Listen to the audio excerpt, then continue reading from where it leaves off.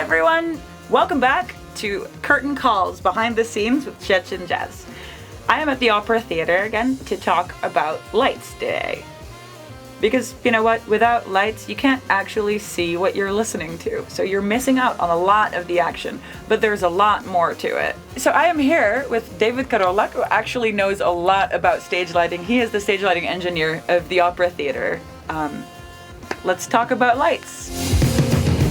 Can you explain, like, where are we right now? We are in a light room. We call it light regisseur, and this room is for the lights and video projections.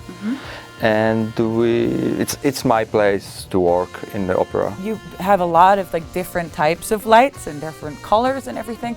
Is there a type of light that you use for a type of music, or does that not matter? Is there a color that you use for jazz, for example, or does that not matter? It's not matter, but to be honest, there's one thing that we do if we play acoustic music. We use mostly conventional lights.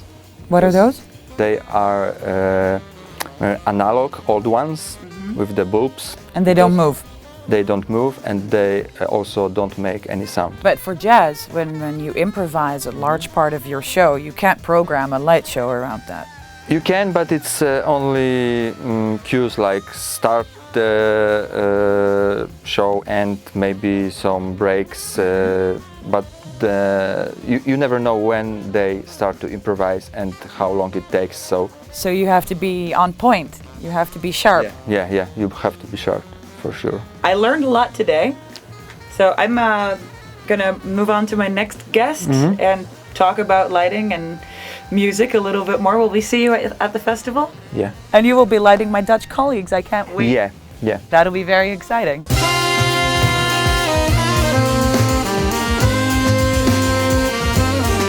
To travel safely in COVID times means that it's a long trip, by car or by train, but it also means that you have a lot of time to build up that excitement before a festival, and that means that I couldn't stop talking about my trip here.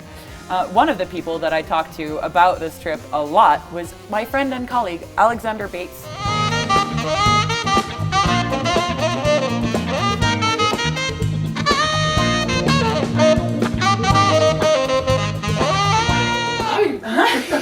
Welcome here at headquarters of Amersfoort Jazz in the Netherlands.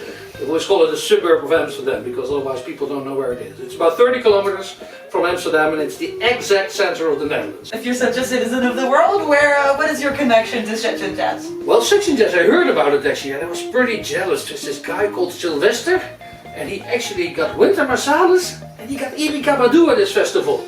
And although our festival is 42 years old and we've got great headliners, we never got Winter Marsalis and Erika Badu. So I thought I have to meet this guy, I have to go to Szczecin and have a look how we can partner. Well, I invited Sylvester to come over to Amersfoort, and he did. And we had this great conversation to a night at the bar, and he said, Alex, I actually don't know any jazz musician from the Netherlands. So I said, well, Sylvester, I don't know any jazz musician from Poland. He said, well, perhaps it's time that we do something about that. So we said, okay, let's collaborate and see if we can introduce Polish musicians in the Netherlands, Dutch musicians in Poland. So that's what we're going to do in 2022 or 2023 when this nonsense of COVID is finally over. Amazing, so you know some Polish musicians by now? Yes, already. There's this great piano player, Kasia. She will be one of the European headliners, so we'll be happy to have her over in Amersfoort. Is that the show that you're looking forward to most on Szczecin Jazz this year? No, what I look forward to be in a jam session together with Sylvester and seeing if the two of us can really get the fire of hard bop and bebop and improvisation going between Amersfoort and Szczecin. How's your Polish? My Polish is incredible. None. But I fly all over the world, I tour all over the world, and let's say although in South America it was a little bit hard because it was in Spanish, but all the other parts they still understand English. So I met a lot of Polish people already, and if I talk English to them, they talk English back, so that's beautiful. And we speak the language of jazz, of course. We speak the language of jazz, the language of love, the language of collaboration, and the language of improvisation.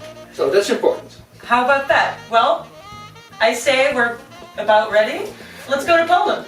Yeah, we'll go to Poland, and I sincerely hope that all the fans of Szczecin Jazz will come and visit us at the regular concert, and then afterwards probably with a few beers at the jam session.